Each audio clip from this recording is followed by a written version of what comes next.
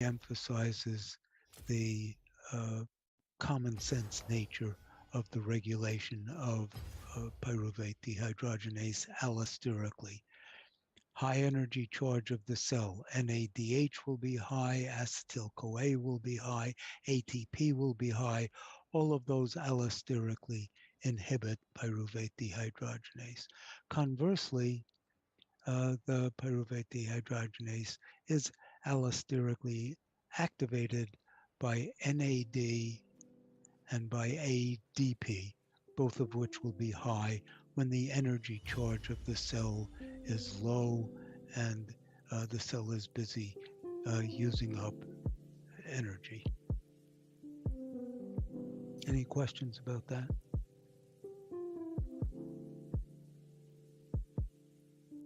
Okay.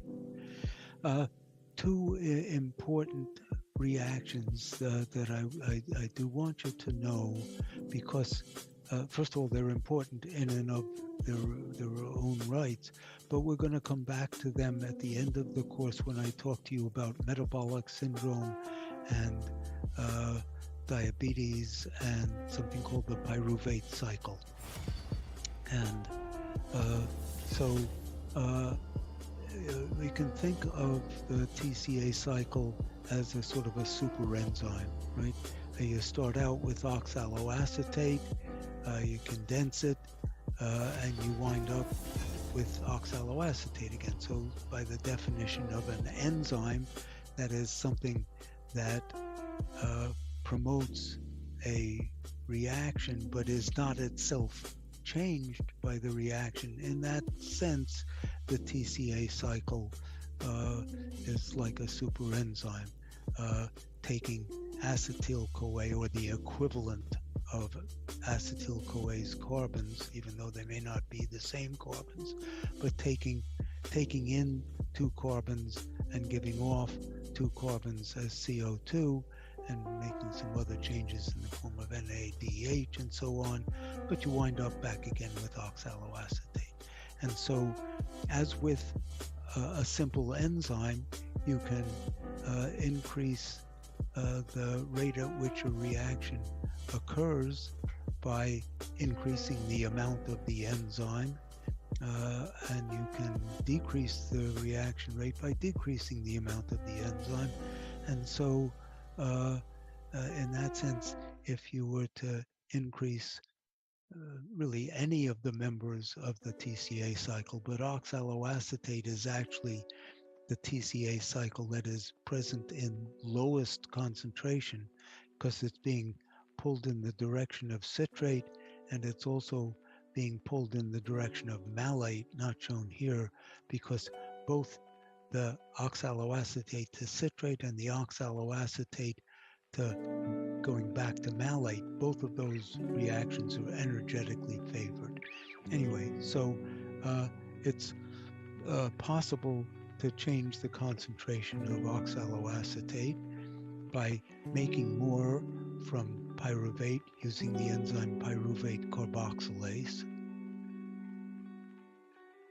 And the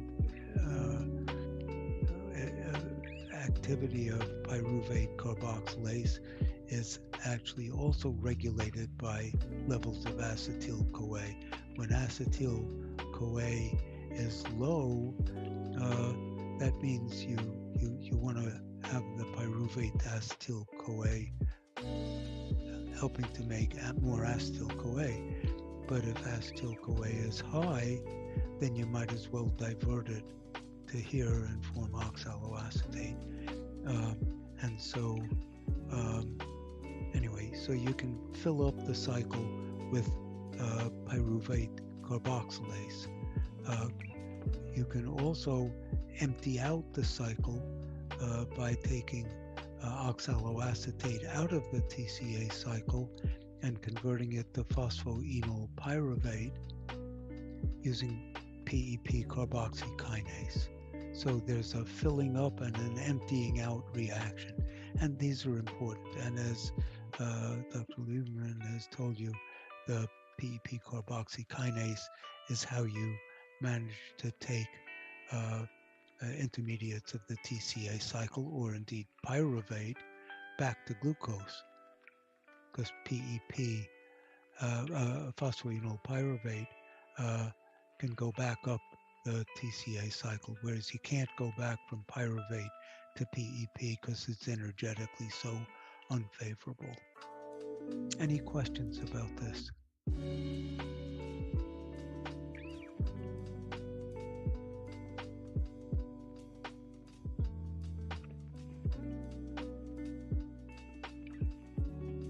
Dr. Greenstein? Yes.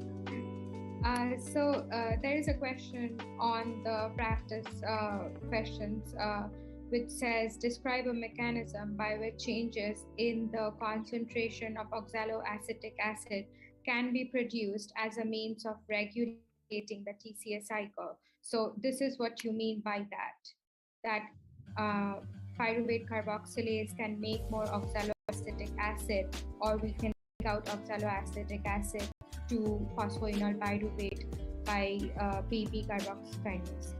Yes. Okay. Correct.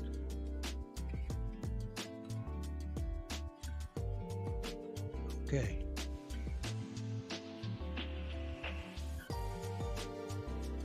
So, we turn our attention now to oxidative phosphorylation. And that story starts with the electron transport chain, four complexes, 1, 2, 3, and 4, and ATP synthase, sometimes referred to as complex 5, although it's not part of the electron transport chain, but it is certainly part of oxidative phosphorylation. We can think of complexes 1 through 4, the electron transport chain, as the oxidative part of the story, and the ATP synthase as the phosphorylation part of the story. Oxidation, phosphorylation. Electrons feed from into complex lipid soluble that can shuttle electrons of the complex 3, and from complex 3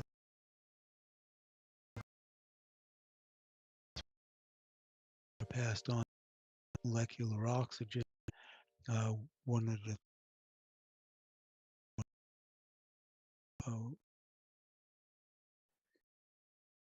in the process, you notice that the 3 to complex 2 is the succinic dehydrogenase, bunch of other proteins.